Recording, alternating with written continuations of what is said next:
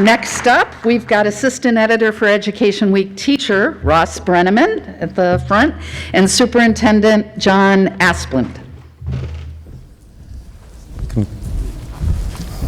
All right. Thank you very much.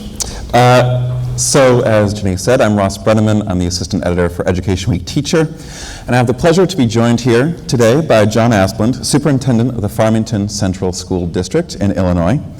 John's a former teacher, coach, athlete, principal. In 2011, he and his family left suburban Chicago for rural Farmington, and I visited Farmington in December, and one of the major themes there was investment. And John and his school board have created this vision, according to everyone I talked to, for what Farmington can be, and that includes, in the words of the board president, a lot more than just farmers. And that's not necessarily easy investment because, well, part of it is traditional difficulties that come with rural education, and then part of it is being in Illinois.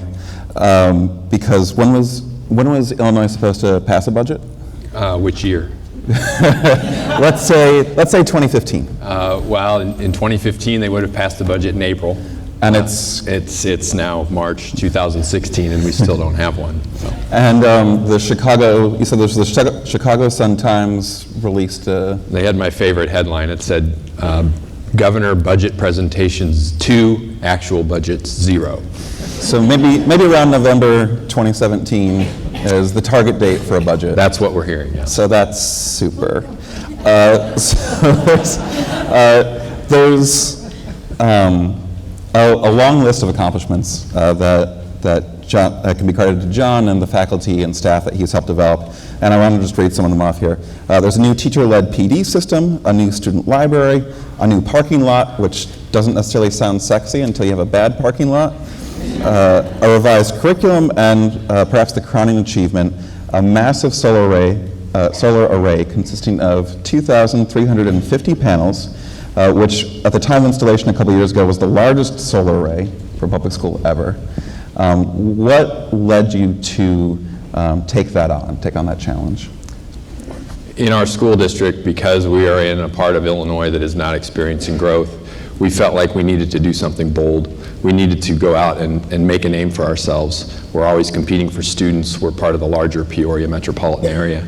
And in that competition, we needed to make sure we were doing something to separate ourselves, but also to be able to show our students a little bit of a glimpse of the future, that we felt like for too long maybe we'd been reactionary, and this was something that we could do to be out in front of something new and exciting, and something that we felt would be part of our lives for a long time. And so we took upon this opportunity to install this very large solar array on the school board's, or on the school district's facility roof.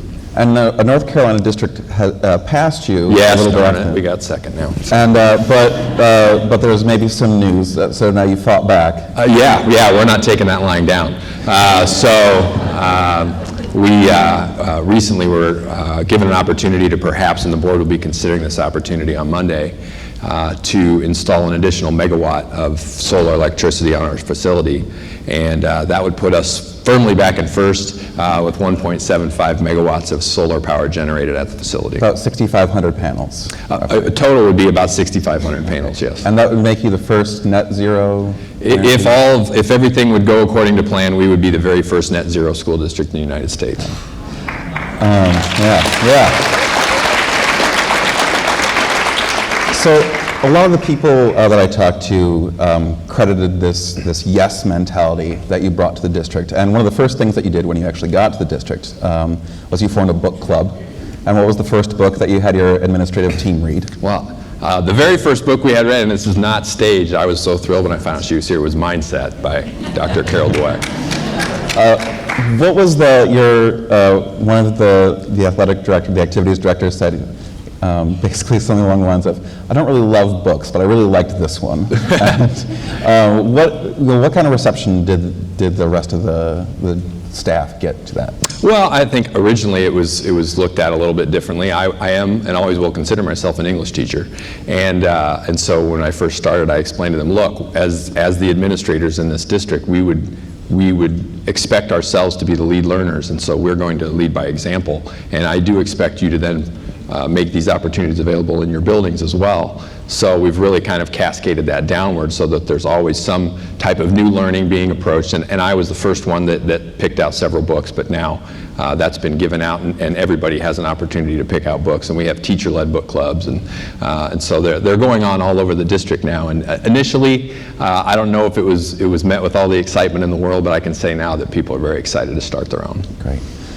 Your curriculum advisor, Donna McCaw, she had a quote that I really liked that was basically if you put a good teacher in a bad system, the system wins every time.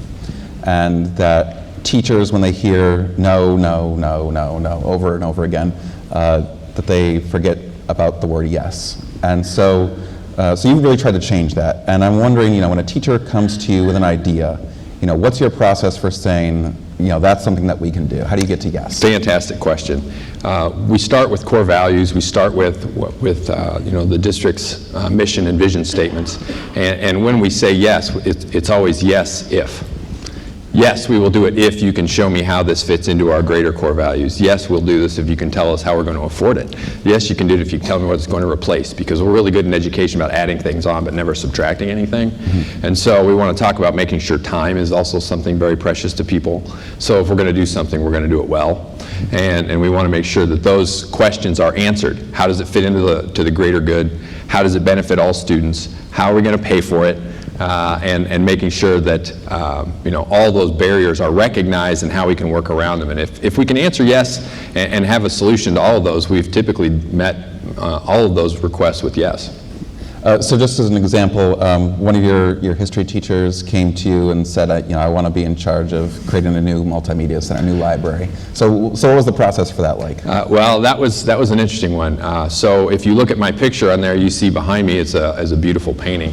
That happens to be in my office. But within our school research centers, we also now have beautiful paintings done by students, by the way. Those are all student paintings. We had a new vision for the library. The library that we used to have was much more of the traditional model where students had to get a pass to come in and ask, sit down, read a book, be very quiet. My office is right off of the high school research center. And so a new vision was put together, and really it did not require a lot of money, and he went through all the processes of, this is what I want to do, this is how we're going to paint it, this is how we're going to pay for it, this is how we're going to get the furniture, this is how we're going to set it up, I want to be put in charge of it, this is how I'm going to get certified to do it. All of those things were put into place, and once again, I was like, yeah, if you can do all those things, then let's do it. And he's gone even beyond everything that he said he was going to do. I mean, it's now all three of our libraries within our complex are research centers and very much hubs of student activity all day long. Great. What's when an idea when it's not quite ready for prime time, what are the kinds of key questions you ask to get it to yes? Well, once again, we talk about identifying the barriers. And so once we get to where that we feel all the barriers have been identified, if there's something that's still out there that might not be led to a yes, we still have to tackle that part of it.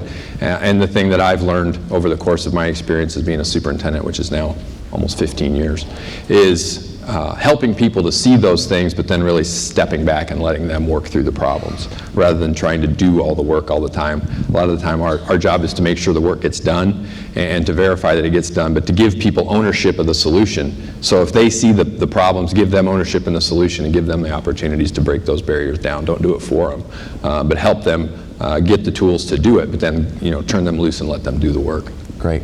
And last thing real quick is you formed a legislative group as well, and tell us a little bit about that. Well, in Illinois we are a bit dysfunctional, and so we've tried to get very proactive with our legislative leaders, and so we've put together a local legislative group to try to do some lobbying for rural Illinois and for our students, because of the way schools are funded in Illinois, we really need all the help we can get.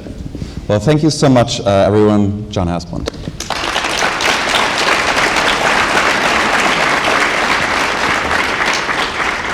At the helm of Illinois' Farmington Central School District, Superintendent Asplund has ushered in innovations that are exposing students to opportunities and skills they will need to find their footing in a dramatically shifting local economy. To create those opportunities, as we've heard just in the last minutes, John's been encouraging his colleagues to propose, develop, and execute on the changes they want to see in their schools. He likes to say yes, as you've heard. If the upshot of an idea is good for kids, he says, we should be doing it.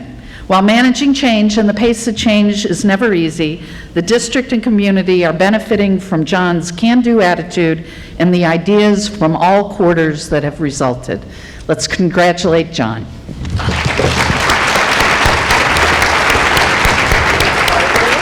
right, thank you. Look at him. Yeah.